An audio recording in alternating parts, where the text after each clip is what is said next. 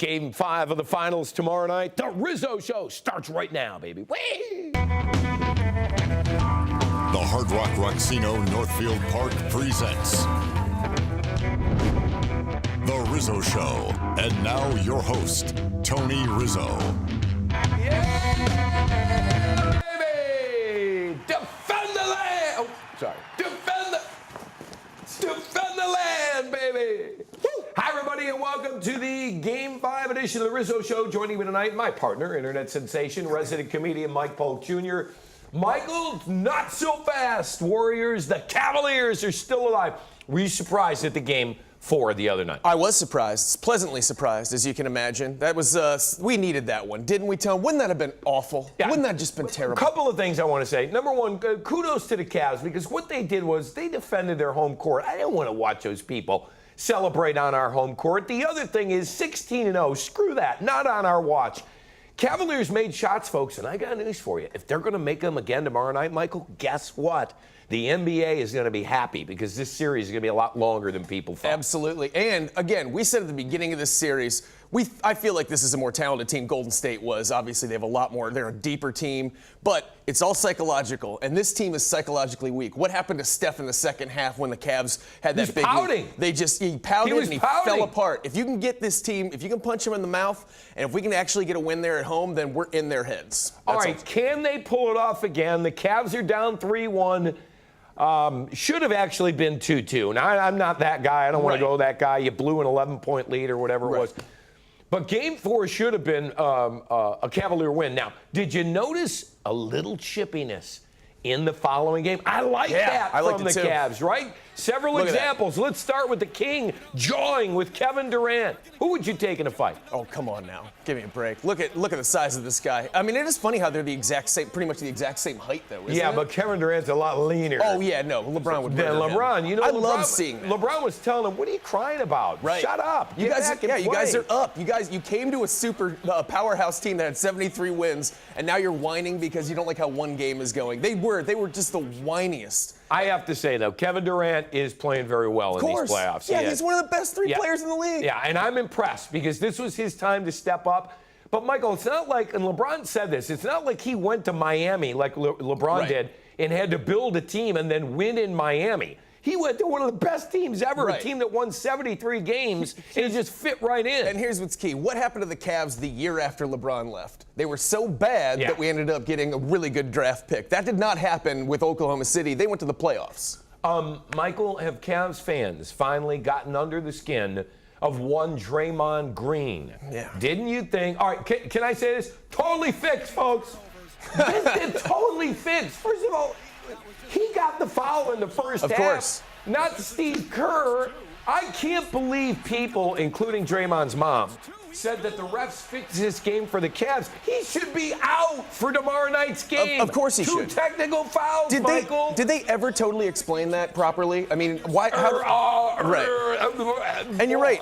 But this is, and them complaining and whining like this, and his mom and everybody, Oakland fans talking about how this game was rigged, is just a good example of how presumptuous they are and how they think this is just supposed to be given to them because they have this super team. That's what they feel like, and so anything that goes wrong has to be somebody else's fault. Well, he is now public enemy number one. Yes. Did you tweet about Draymond? I mentioned follow you on Twitter. That's nice of you. Yeah. I actually have you blocked, but that's nice of you. Yes, I did. I have this tweet right here. This is after he called us all stupid, if you'll recall. I don't pay much attention to anybody in Cleveland. They don't seem to be the sharpest people in the world. And I had to post the link to the story where he was agreeing with our own Kyrie Irving that the world is indeed flat, and his proof is that he can't take a picture with his with a curve, or can't take a curve photo. I just want to remind everybody that maybe we're not the smartest, but neither are you, Draymond. I mean, let's face it, really. Can't wait to see Draymond tomorrow night. Not only do we have shoving, but Michael, we also had some punching to the package, if you will. Warrior center Judge. How is he not thrown out? I have no idea. What the heck's going on? Folks, look at this punch to the junk. This might have been, they might look at this. Right here. One. Boom. That's not even the best angle. I watch this all the time. I cannot believe he was not thrown out. Do you think they might do something? Right there. I know. What is that? I know. What is that? You guys better start cupping up out there. Why do they always go for the junk? That's my question. Because that is where we are all most vulnerable. I know, but it's just such a what a sad move. 2 instances right there, folks, where I could argue both those players shouldn't even be in this game. Do you think they might look at? Do you think they might look at this in the off time between these games? No. I hate to say it, they won't. They want everybody. I understand. Look, I want the Warriors best. Yeah. I don't want to play him without Draymond. I don't. I'd rather play him with everybody. But let's face it, the guy got 2 technicals. Right. All of a sudden they said, oh, it was Steve. Okay. And then he's sized up. Josh is sized up, and he's like, boom, right there. Come on. It was nasty both on and off the court. One of LeBron's buddies, Michael, even got ejected from this game. Barnes and West seemed to be yelling at a fan, and for some reason, the fan was kicked out of this game. Now, those are LeBron's seats. Maverick Carter, Chris Paul, and his crew all sit in those seats, and they have this young man as their guest. Here's another example of why was this kid thrown out, and why wasn't Barnes thrown out? You could see him jawing with the kid. Yeah, well, absolutely. I mean, the kid, first of all, I think that kid's probably a tool, and I read that he's like a rich kid, and his dad's a rich dude who's been thrown out of games, too. So my sympathy has bounds for that kid, but at the same time, when you have these fans this close to those players, I mean, that's unique to basketball, where they can get right up in your ear. I mean, you have to be able to get a thick skin and not hear that stuff. As long as there's no contact, as long as they're not violating your personal space, why can't they yell whatever the hell they want? Well, I think it's a proximity thing. And I think if you're going to sit in those $8,000 seats or whatever they are, they let you know, and it says on the ticket, look, you cannot interfere with the game. Right. They thought he interfered with the game. I saw the guy shaking hands and high-fiving everybody as if he owned the arena. Right, he was like the Spartacus on the way out of there. He's like, "You're welcome, everyone. I did it." Well, the players are all fired up, but what about the coaches? Michael, do you think Steve Kerr's return has helped the Warriors? You know what I saw in Game 2? Steve Kerr saw that first blowout game, and he was watching it at home. He was watching it at home, and he's like, "I'm not letting Mike Brown get the credit. If I got a wheel in an IV and an iron, and they roll me in an iron lung, I'm getting to this game." I can't tell really. I mean, that team's so ridiculous. Who knows how much of a difference he's making in Mike Brown? Mike Brown was making that team look amazing, if that tells you anything. So I don't know if it even matters who's coaching in front of that team. What about our guy, Tyronn Lue? There are people saying he's being, quote, out-coached. I thought Ty did a nice job, though, in game number 4. And then, Michael, you know, Tyronn Lue, by the way, folks, was the first coach / manager, whatever, to bring you a title in 52 years. He goes unnoticed. I feel like he can walk down the street in Cleveland. How soon we forget. You're right. No, I actually like some of the stuff he's been doing. Some of the clock management's been weird, especially at the end of quarters and stuff that are just kind of common sense things. Who's the coach right there? Right, exactly. I know. I do. But you know what? You know what? One move he's done that I really like is I love the Richard Jefferson thing, because Richard Jefferson is playing his ass off, and he is not cowed by these lights. Right. He is up and being aggressive, and he is in their heads, and I love seeing that. Don't forget, too, folks, everybody said the Cavaliers need to slow it down. The Cavaliers thing. Michael, now what happens in the series? What more moves do they have to make? They won Game 4 playing their fast pace, which a lot of people thought would hurt them against the Warriors. First priority should be giving general manager and friend of show David Griffin a new contract. Now, I am told, obviously, folks, during the finals, we're not going to be negotiating contracts. No, that doesn't make sense. Okay, please give the Cavs organization a break. I expect Griff to be back. Right. The jobs that he was rumored to be going to in Orlando filled up, and they had to because they got a draft coming up next week. And I think David will be back with the Cavs. I hope you're right. And I do agree this is not the right time to negotiate a contract. What would have been the right time would have been earlier in the year or even last year or something. But, you know, this is how these situations work. And Dan's proven in the past, Dan Gilbert has proven in the past, that he's not afraid to pay a little bit of money. And he's going to pay somebody when they deserve to be paid. And I think it's going to end up happening, and it's just a matter of time. So everybody relax on this until it happens. Well, if the Cavs don't pull this off, you know that the rumor mill will be in high gear. It has already started. So apparently after a 3-0 lead by the Warriors, they had to make up some stories. So they went back to the LeBron's leaving Cleveland again. Yeah. Now he has a house in L.A. He's been making movies. So what do you say? Yep, LeBron's going to L.A., kids. Yeah, that's sad. And you know what? I really think that this win, and I hope it's not the only one, obviously, but if they would have gotten swept, I think that the town would be down. You knew the vibe of the town before we got that win. Sure. It felt hopeless, like we were trying to fight the ocean or something like that. But after this win, I think it's going to quiet down. This is not as embarrassing. Even if we lost out at this point, and I don't want that to happen, I don't think it will, but even if that happened, I feel like this win made it easier to justify him staying and saying we can make this work here somehow. Well, we need LeBron and Kyrie to score 77 again tomorrow night. We'll be crossing our fingers for the win. Coming up, we are talking Tribe. What the heck's going on out here with the boys of summer? They're wallowing, Michael. Stay with us. Hey there, rock stars. It's time for What's Up at the Rocksino. Get your motor running with our Hot Cars Cool Cash $150,000 classic cars giveaway. This week, one lucky winner will drive off in a 1934 Chevy Rat Rod. Make sure you bring your appetite for the all-you-can-eat Friday night rib fest and all-you-can-eat T-bone steak and shrimp dinner every Saturday at the Fresh Harvest Buffet. Both only $29.99 with your Rockstar Rewards card. Backed by popular demand. All weekend in Club Velvet, we have Derek Richards and Kevin Kramus. We're revving up the engines of the 1969 General Lee, straight out of the Dukes of Hazzard, and rolling into the Hard Rock Rocksino this week. Make sure you bring your dad in for Father's Day and meet the one and only Luke Duke, Tom Wopat. We can't wait to see you at Ohio's premier destination for gaming, dining, and entertainment, the Hard Rock Rocksino, Northfield Park. Vegas Experience, Ohio address. Wow, welcome back to the Rizzo Show. Always great stuff happening out at the Rocksino, so get on out there. All right, how about General Lee's car? We could go see Tom Wopat and the General Lee. We got to go out there, man. Let's switch gears. The Indians have been on the back burner because of the NBA Finals, but do you realize, Michael, they're really not playing all that well, hovering around 500 right now. And I can't figure it out. Rick Manning said this to me on my ESPN radio show earlier last week. He goes, something's missing. And I really can't figure out what it is, but something's missing. Let's talk about their big acquisition, Juan Encarnacion. Right. Okay, have you been impressed so far by Encarnacion?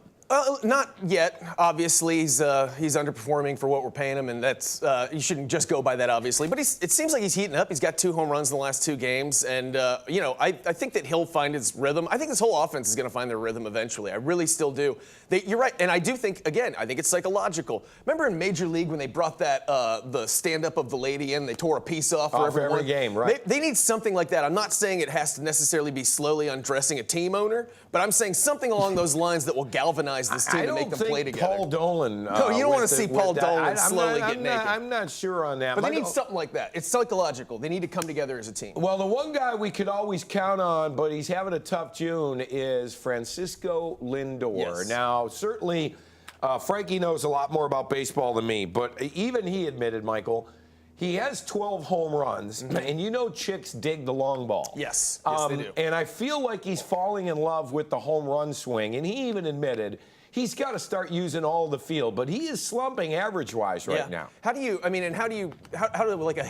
hitting coach go up to Lindor and say, we don't like what you're doing right now, and not mess with his head? Whose job is it to tell him to stop swinging for the fences every time, and why isn't he listening? It would be the hitting coach. And why aren't they doing it? They are, Okay. and they're coming around on it, but it's a trap young players fall into. Yes. You know, you make a lot of headlines when you lead your team in home runs. He's a 5'10" shortstop. Don't be impressed, Frankie. We need you to hit 300, not hit 40 home runs. And the thing is, he's such a magical creature that we always kind of give him a pass. We're like, I'm sure he knows what he's doing because he's so untouchable. He's been so great, you know. Well, Cavs have been on the back burner, thank goodness. So have the Browns. Yeah. Whew. Huh? Yeah. Browns, I baby. know. Oh, I just got a cold chill. Michael, they are practicing. Actually, we have a mini camp or something this week, but Myles Garrett has been, quote, limited. Does that concern you? Not really. We knew this even back as far as the draft. It's not like a big surprise or anything. And how meaningful really are these? It's good that they get out there, meet each other, run into each other a little bit and get the feel, but like, what does this really mean, these mini camps? You're absolutely right, and I'm not going to overreact. No. Listen, the Browns are going to be improved. They're going to be much improved on defense. I don't know how they're going to score, but they're going to be much improved on defense. Sticking with football and our favorite position, quarterback, Michael. Interesting story about Titans quarterback Marcus Mariota.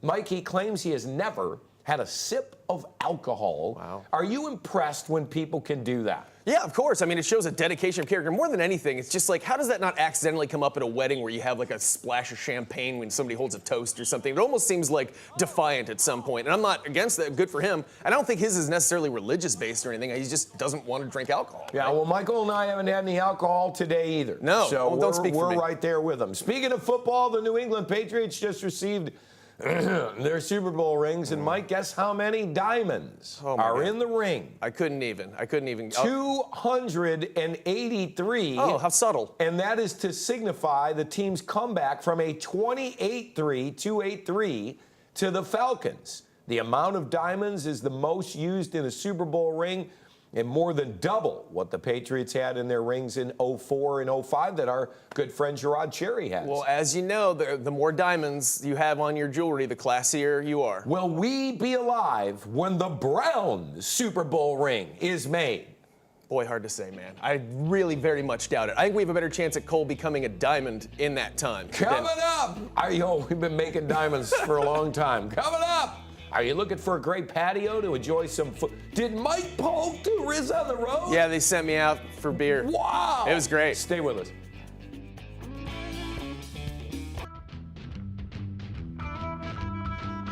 Yeah, hot one out there today, kiddies. Woo! Welcome back to the Rizzo Show. Michael, you did Rizzo on the road. Yeah, I stole your gig this week. On behalf of Smooth, Easy Drinking Miller Lite, I'm checking out some of the best patios in town, and I went to the Strongsville, a nice little place called the Brew Garden. Check it out. Wow. What's up, Riz? Looks like somebody else gets to travel to cool places and meet interesting people and eat good food. Hey guys, it's Mike, and I'm here at the world-famous Brew Garden in Strongsville. I'm here with part of the Brew Garden's management team, Patrick. How you doing, Patrick? How you doing, Mike? Why don't you tell me a little bit about this place? Well, the Brew Garden started in Middleburg in 2012. The Strongsville location's been open for 1 year. It's kind of a multi-purpose facility where we have 3 party rooms, 3 different bars, and then we have a very large outdoor patio. Does this place get pretty jammed on game nights? Depending on I'm not whether talking not during like the WNBA Rockers. I'm saying like if it's the playoffs and does this place get packed? it's pretty crowded. It gets crowded enough where we have to run a shuttle Oh wow, really? to the nearest parking lot, and it's a free shuttle. That's a good problem to have. So you actually shuttle people over to your bar from a parking lot? We have 2 shuttles. Wow, that's something else. What are you doing out here to this patio that we're upgrading so much? We're adding about a 52-person outdoor bar. Gonna have a roof that's made out of like a greenhouse material that matches the sky. Oh wow. So when you're sitting under it, you're still under shade, but you're actually seeing the sky. That's pretty awesome. And then we're adding 10 cabana booth styles with the wind sails going over them. Whoa. This is gonna be like a little beach retreat out here, like a vacation spot. A little swanky beach, we'll call it. Yeah, that's nice. A little hipster beach. Hipster beach. Look at this sumptuous buffet provided by this wonderful place. And I'm here with Chef Alex. Why don't you tell us, Chef, what are each of these dishes? Well, right here we got our lobster bisque. It's one of our biggest selling soups. Right here we have the BLT flatbread. It's absolutely delicious. Our avocado egg rolls, rolled fresh every day in-house. We have the smokehouse medallions, and we have our Atlantic salmon. And what is this bad boy right here? This bad boy is our trademark sandwich. It's called the Cleveland Press. It is absolutely delicious. We cook our prime fresh every morning, and it's like I said, it's our trademark. It's delicious. So this is your signature dish. It is. Now, it is. forgive me for not touching that salad. It looks beautiful, but I have no intention of going near that. I'm gonna take a bite of this thing. Is that all right? Have at it, man. All right, here we go. Eat your heart out, Riz. This could be you. That is good. That is very good. This was worth the wait, Riz. Thanks a lot. You got it. You know, this seems like it would go really good with a nice cold, refreshing Miller Lite. Have at it. Thanks for having us, Alex. Back to you, Riz. Well, I'm really glad you didn't rub it in. Oh, that's great, man. That's the best part about That it. was Wait really till great. I do the next Riz on the road, folks. good stuff. All right, when we return, we're going to the Rizzy Vault. Yeah! Stay with us. Yeah.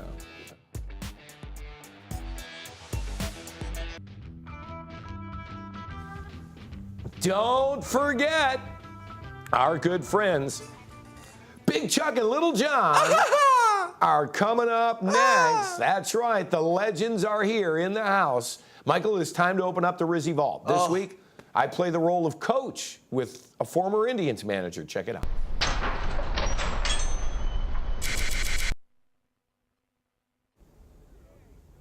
Look at JT. Look at young JT out there.